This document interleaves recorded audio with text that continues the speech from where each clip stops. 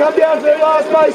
Christchurch gone across in 1, St Joey's in 2, no Christchurch in 3, Joey's in 4, that is a 2-4-6, which makes Christchurch the winners of that race.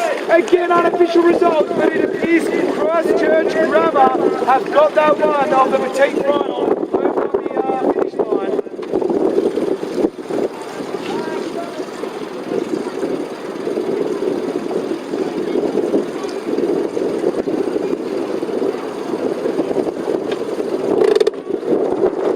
Flag, red flag. There it is, the red flag from the finish road. Officially confirmed by the finish team that the red team, Christchurch Grammar, did win that race. Congratulations, Christchurch. And back we come to the main final here, Scotch versus St Joey's. Of course, Scotch in the yellow. We can see the Joey's boat just sitting on the Scotch boat there, gassing them on that lay line all the way into that top mark. They're flapping their jib, they're signalling to them that they'll give them no room on the inside. Of course, the Scotch boat doesn't want to go on the outside, as the Joey's boat could take them all the way past the mark. But yes, they have. These St Joey's girls closest to the media boat out here on the left-hand side are sailing very quickly. But no, they've tacked off to avoid a collision with the Scotch one. Joey's round the mark in first place. Great roll tack there. There's a port starboard, and it appears there may have been a touch. There may have been a collision there. The umpires have a difficult decision. Could they have avoided that collision there, or could they not have? That was between Scotch boat number 2 and Joey's boat. It appears Joey's boat is doing a circle to exonerate themselves. Perhaps they did not tack enough. So Scotch boat as well may have just done a circle. We're leaving it to our umpires to make any decisions.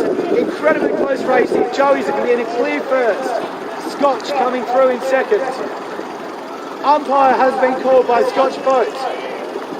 And a very, very controversial red flag there by Ben Fells, but certainly correct. Ben giving a red flag to the St Joey's boat for the incident at mark number 1. That is going to be a large toll for Joey's to carry. It's going to be very difficult to get that boat back into a good position. We can now see how much this race has spread out. The main bulk of the race in the middle here. Joey's in 1-4-6, it looks like. 1-4-6. They're going to have to pull some incredible moves here to get through. Potentially even a 1-5-6 here. Scotch look like in a great position. Chatting with the umpires earlier, they've been saying that the incidences and the collisions have been happening on boat incidents, i.e. it's often only between 2 boats. They have not seen many of the classic lorries that we saw in 2008, or the huge mark traps that people were pulling down on mark number 4. However, this is setting up currently to be a race that may require 1-5-6 coming into a final. It sometimes takes the boat in first place to spin around on mark number 4 or mark number 3 and come back with the entire fleet. It looks like she's done just that. She's come around on starboard and she's slowing the entire fleet down. What she's done is let one Scotch boat go, but she's got her teammate through. Ooh, risky manoeuvre there on mark number 2. She has protested though. The result of this umpire could be the determining factor of this entire race. Green, it was green. Another Joey's boat doing a circle there. Haven't had the best of luck. Call for umpire. Scotch round mark number 4 in a clear 1 and a very close 2.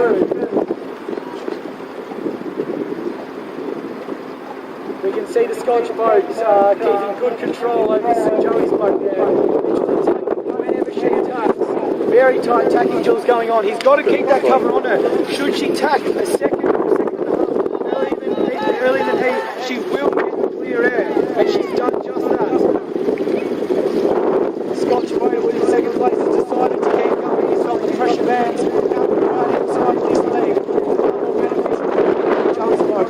But at this stage, he's made the right decision. The speed that he's gained by going out to that right hand side is certainly more beneficial than getting caught up in touch.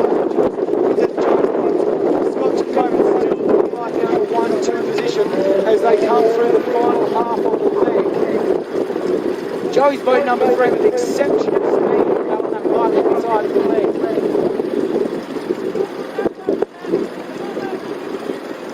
Great communication going on between these Scotch boats, telling when each other's going to tack to ensure they're not coming each other. Mammoth Speed coming in with St Joey's boat on the lay line to the finish line. Is that a potential port starboard there? Or she avoided and protested that she's coming down at him. Had she held her course for long enough, that was potentially 2 port starboards that could change the result of this race. If she'd held her course for long enough, that could be a red flag for Scotch. But did she change it too late? There's a green flag from the umpire. That has determined this race. Scotch in first. If the Scotch boat comes back quick enough, he could get a third, but has not yet crossed the finish line from what we can see. Scotch had nailed first. Up the course, Ted. Second, when are these two boats going to get some power in their sails to cross that finish line and determine the win? And there is Scotch in three, a clear three by Scotch, which puts Scotch at a 1-3-5, which then alludes them to being the winner of the second race of the grand final. We will wait for the confirmation of the British boats, but it is clear to say Scotch have done an incredible job with that one. How many of the finals out of five? Yeah. So Scotch have got two. Yeah, best of three, or first to three.